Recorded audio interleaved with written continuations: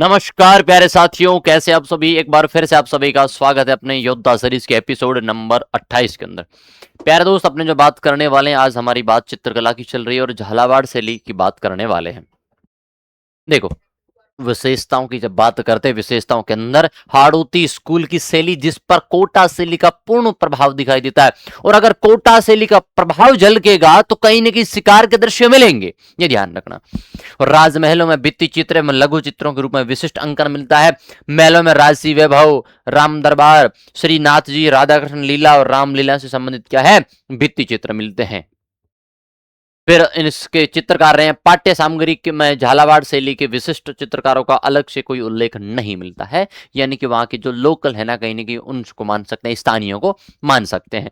अलवर के महाराजा जयसिंह का चित्र, जैसे पुलिस कार्यालय में, झालावाड़ के राजा और सामंती परिवेश के चित्र, राम दरबार का चित्र, श्रीनाथ जी, राधा कृष्ण लीला और रामलीलाओं के भित्ति चित्र किसमें मिलते हैं, झालावाड़ शैली के अंदर मिलते हैं। भित्ति चित्र का मतलब होता है दीवारों पर अंकन चित्र, दीवारों पर अंकन चित्र।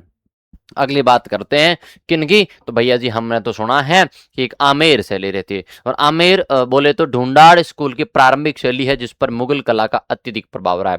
मुगल कला का अत्यधिक प्रभाव रहा है, और जैसलमेर के अंदर किसी भी प्रकार का कोई मुगल प्रभाव नहीं मिलता है, मुगल प्रभाव नहीं मिलता है। क्षत्रिय एवं मोजमाबाद के भित्ति चित्रों में इसके प्राथमिक उदाहरण मिलते हैं। मिर्जा राजा जयसिंह के काल में रीतिकालीन काव्य परंपरा पर आधारित चित्रों का बहुत अच्छे निर्माण होता है। बहुत इंपॉर्टेंट सवाल रहता है कि रीतिकालीन काव्यों के आधार पर भित्ति चित्र किस शैली के अंदर मिलते हैं, तो आमेर के अंदर। किसके शासन काल में, मिर्जा राजा जयसिंह के शासन काल में। चित्रकारों में जयपुर आमेर के सूरत खाने से जुड़े क्या है, चित्रकार रहते हैं, जिसके अंदर और कौन कौन से चित्र रहते हैं, तो भी अपन कह सकते हैं यशोधरा चरित्र 1591, रज्मनामा 1588, अकबर हेतु जयपुर सूरत खाने में तैयार 169 बड़े आकार के चित्र, आदि पुराण 1606, रसिक प्रिय तथा राधा रुक्मणी, जो रसिक प्रिय है, कृष्ण रुक्मणी ग्रंथ आधारित चित्र है। यानी कि जब टाइम पीरियड की बात करते हैं तो टाइम पीरियड भी याद रखना और चित्रों के नाम भी याद रख लेना। अगली चीज बात करते हैं, अगली चीज किसकी हो जाएगी, तो भैया वो हो जाएगी हमारे सामने जयपुर शैली की। सूरत खाना चित्रकला केंद्र के माध्यम से चित्रों का व्यापक निर्माण होता है। आदमकद पोर्ट्रेट मतलब होता है आदमकद चित्र बनाने की जो अनूठी परंपरा है। इंसानों के जैसे पुरुषों के शरीर पर घाव के निशान किसी के अंदर मिलते हैं, तो किसके अंदर मिलते हैं, पुरुषों के चेहरे पर चेचक के निशान, चोट के चिन्ह, चुस्त गंभीर अभिव्यक्ति तथा नारी पात्रों की बड़ी आंखों, लंबी केस। चुस्त का मतलब होता है एक आदमी यूं ढीला सा पड़ा है, और दूसरा थोड़ा गंभीर मुद्रा में यूं बैठा है। एक तो होता है ना स्माइल के साथ फोटो, एक होती यूं गंभीर मुद्रा में। दूसरी बात, शरीर पर चेचक, चेचक के क्या है, धब्बे मिलते हैं। फिर चोट के निशान मिलते हैं। लड़कियों की आंखें बड़ी होती है, केस भी क्या है, बड़े है भैया। मणिकुट्टिकम जैसे मोती, लाल और लकड़ी की मणियों के चिपकाकर सजाना प्रवृत्ति का प्रयोग, यानी कहने का मतलब होता है मोतियों की लकड़ियों की एक क्या है, माला तैयार होती है। फिर उद्यानों, पेड़ पौधों, पक्षियों, पशुओं तथा बेल बूटों वाली सुंदर वसली कागज का महीना अंकन होता है। हरे, लाल, सिंदूरी और पीले रंगों का चमकीले हाशियों का क्या होता है, प्रयोग होता है। ये उनकी विशेषताएं रहती है। अब चित्रकार तो बहुत सारे नाम है, देखो मोहम्मद शाह, साहिबराम, लालचंद जी, हुक्मा, चिमना, शालिग्राम जी, राधा किशन जी, हीरा सीताराम राजू, हीरा मंगला केसुरा, शिवदास सांवला गज्जा, ये बहुत सारे चित्र रहते हैं। तो अपने जब बात करते हैं जयपुर शैली की, तो जयपुर शैली के अंदर इतने चित्रकारों के नाम रहते हैं, जिनमें से कुछ तो याद रखने हैं, ताकि एग्जामिनेशन पूछ भी सकता है। नेक्स्ट बात करते हैं, नेक्स्ट बात के अंदर हमारे सामने क्या रहता है भैया, देखो चित्र और ग्रंथ। एक तो है सरस रस ग्रंथ है, वो 39 प्रश्नों का है। फिर एक रहता है ईश्वरी सिंह का आदमकद का चित्र, हाथियों के दंगल एवं पशु पक्षियों की लड़ाई के चित्र। और अगर बात करें नाचते मोर, नाचते मोरों का चित्र, नाचते मोरों का चित्र वो मिलता है बूंदी के अंदर, ठीक है। संजीवनी 1838 के अंदर, श्री शीलवृद्धि साहित्य 1846, महाभारत सेठ 1848, भागवत गीता 1850। 10 महाविद्या का जवाहर सेठ 1920 का, गोवर्धन धारण, रासमंडल के प्रसिद्ध चित्र, पुंडरिक जी की हवेली, चंद्रमहल, इन सभी के क्या है, भित्ति चित्र मिलते हैं। यानी जैसे कि कोई हवेली, उस हवेली के भित्ति चित्र का मतलब तो ये दीवार है। अब इस दीवार के ऊपर देखो, ये देखो राजा रानी, इस प्रकार के चित्र मिलते हैं, मयूर का अंकन मिलता है, ये पौधों का अंकन मिलता है। तो इस प्रकार के जो अंकन है उसको कहते हैं भित्ति चित्र। दीवारों के ऊपर बनाए गए या फिर उकेरे गए चित्र क्या कहलाते हैं, भित्ति चित्र कहलाते हैं। अगली बात करते हैं अलवर शैली की। विशेषता क्या है? ईरानी, मुगल और राजस्थानी विशेषकर जयपुर शैलियों का संतुलित समन्वय है, यानी मिश्रित रूप है। पुरुषों के मुख की आकृति में थोड़ा खम व स्त्रियों के गालों पर उठी हुई वेणियां, ये भी ध्यान रख लेना। और हाथी हाथी दांत के ऊपर क्या मिलता है? अंकन मिलता है, ये ध्यान रखना। वैश्याओं के चित्र, गणिकाओं का अंकन केवल इसी शैली में बहुतायत मिलता है। एक वर्ड प्रयुक्त होता है कभी, यह वैश्या वर्ड प्रयुक्त होता है वैश्याओं के, गणिकाओं के और नगर वधु के, ये ध्यान रख लेना। तो ये तीनों नाम याद रख लेना।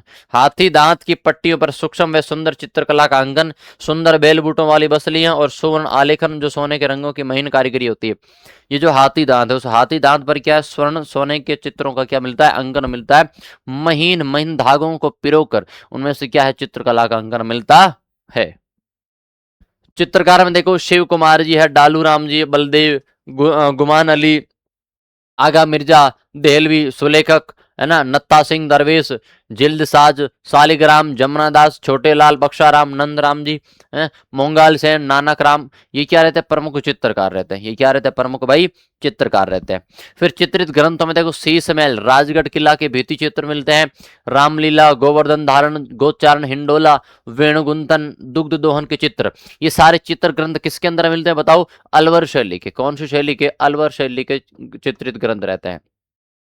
शेख सादी की गुलिस्ता का सचित्र, देखो बहुत इंपॉर्टेंट चीज रहती है। ये सवाल पूछ लिया जाता है वन लाइनर, लेकिन अपन सही नहीं कर पाते, फिर कहते कि ये तो किसी ने पढ़ाया ही नहीं। यार इतना डीप कौन पढ़ाता है? टीचरों को ही ना आता है, एक धारणा बन जाती है। लेकिन एक एक चीजें बताई जाती है। जैसे मतलब यहाँ एक जो वर्ड है ना, इसकी जगह अपन ये लिख सकते हैं कि वैश्याओं के सैकड़ों व्यक्तिगत चित्र, है ना, वैश्याओं को वैश्याओं के सैकड़ों व्यक्तिगत चित्र एवं नफीरी वादन का चित्र, हाथी दांत की पट्टियों पर बने चित्र। हाथी दांत है, उसकी पट्टी, उसकी जो पट्टी है ना हाथी दांत, उस पर क्या है? चित्र बने हुए होते हैं।